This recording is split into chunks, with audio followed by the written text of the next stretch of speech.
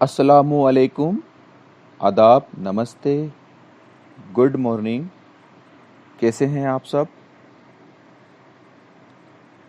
آج ہم پھر سے آپ کی خدمت میں حاضر ہیں ایک اہم موضوع کے ساتھ۔ آج کا ہمارا موضوع ہے یاس یگانہ چنگیزی باحیثیت غزل گو۔ عزیز طلباء، یاس یگانہ کا اصل نام مرزا واجد حسین تھا۔ پہلے یاس پھر یگانہ تخلص اختیار کیا۔ ان کی ولادت 1883 میں عظیم آباد میں ہوئی تھی اور 1908 عیسوی کے آس پاس لکھنؤ میں آئے۔ ان کی وفات 1956 میں لکھنؤ میں ہوئی۔ قالوا ان اللہ و انا الیہ راجعون۔ یگانہ خود کو غالب شکن، یہاں تک کہ غالب کا چاچا کہتے تھے۔ وہ خود کو مجاہد عصر غالب جنگ سمجھتے تھے۔ انہوں نے غالب، جوش، اقبال کے خلاف بہت کچھ لکھا۔ یگانہ کے دیوان نشتر یاس، آیات وجدانی، گنجینا کے نام سے شائع ہو چکے ہیں۔ عزیز طلباء، یاس یگانہ چنگیزی اردو ادب میں باحیثیت غزل گو کے طور پر مشہور ہیں، جانے جاتے ہیں۔ یگانہ نے عام روش سے ہٹ کر شاعری کی، یہی وجہ ہے کہ انہیں کم سامعین میسر آئے۔ ان کی شاعری کا انداز اچھوتا، تیکھا اور انوکھا ہے۔ ان کے مزاج میں کجی ہے۔ انہوں نے اپنی شاعری میں مکمل زندگی کو موضوع بنایا۔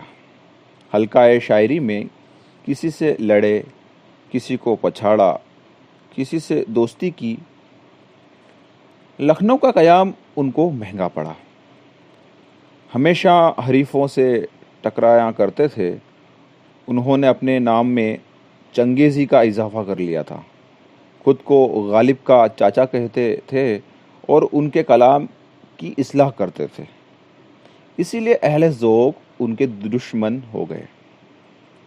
لکھنؤ ان کی سسرال بھی تھی، اس لیے خود کو یہاں کا داماد سمجھتے تھے، لیکن یہاں ان کے قدردان بہت کم تھے۔ وہ خود لکھتے ہیں، ایک تو استاد یگانہ، دوسرے داماد ہوں۔ مجنوں گورکھپوری نے یگانہ کی شاعری کے متعلق لکھا ہے، جس مشاعرے میں یاس اپنا کلام سناتے تھے تو مشاعرہ برخاست ہونے کے بعد جس طرح لوگوں کی زبانوں پر یاس کے اشعار ہوتے تھے، دوسرے شاعروں کے اشعار بہت کم ہوتے تھے۔ یاس کے بہت کم اشعار ایسے ہوتے ہیں جن میں ہم کو زندگی کے متعلق آگاہیاں نہ ملتی ہوں اور جن سے ہمارے اندر تازگی، توانائی اور تب و تاب زندگی نہ پیدا ہوتی ہو۔ یاس کے اشعار بغیر تفکر کے اچھی طرح نہ سمجھے جا سکتے۔ یاس یگانہ کے جو بھی اشعار ہیں غور و فکر کا مطالبہ کرتے ہیں۔ بنا غور و فکر کے یاس یگانہ کی شاعری کو سمجھنا مشکل ہوتا ہے۔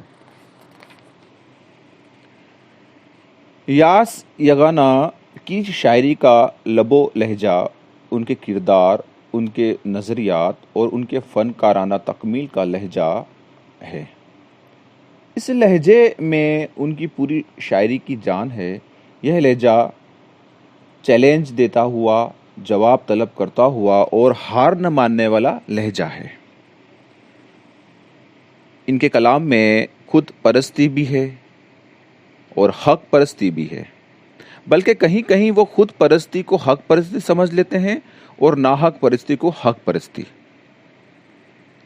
ان کے کلام میں درستی، دل آزاری، یہاں تک کہ بد کلامی بھی ملتی ہے، مگر منافقت نام کو بھی نہیں ملتی۔ یگانہ کا جو باطن ہے وہی ظاہر بھی ہے۔ آزادی، بانک پن، پرزوری ان کے خیال کی خصوصیت ہے۔ یگانہ کے کلام میں غم کی زیادتی نہیں ہے، خود پرستی، طاقت پرستی، تلخی اور طنز نے ان کے کلام میں جو ہنگامہ خیز فضا پیدا کر دی ہے، اس میں غم کی آواز دب کر رہ گئی۔ وہ ایک خوددار شاعر تھے، ان کے یہاں میر کی خودداری ملتی ہے۔ یگانہ کے یہاں فلسفانہ گہرائی بھی ملتی ہے۔ وہ غزلوں میں زندگی کی حقیقتوں سے روشناس کراتے ہیں، ان میں وسعت، گہرائی ہے۔ ان کی شاعری ان کی زندگی کا پرتو ہے۔ عزیز طلبہ، یاس یگانہ چنگیزی کی اس اہم معلومات سے آپ کو جو بھی سمجھ میں آیا ہے، میں امید کرتا ہوں کہ آپ اس کو اچھی طرح ذہن نشی کریں گے اور یاس یگانہ کے بارے میں اور بھی تفصیل سے جاننے کی کوشش کریں گے۔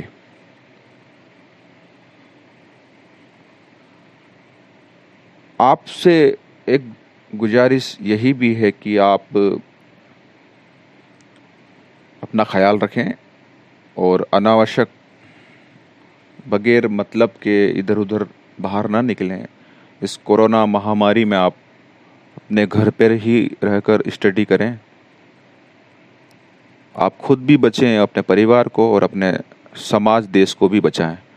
اسی کے ساتھ میں اپنی بات کو یہیں ختم کرتا ہوں، اور اگر مجھ سے کوئی املا جملہ یا تلفظ میں غلطی ہوئی ہو تو اصلاح کی درخواست ہے، اور کوشش کریں گے اور اچھی طرح سے آواز کو صاف رکھ کر آپ کے سامنے اپنی بات رکھ سکوں۔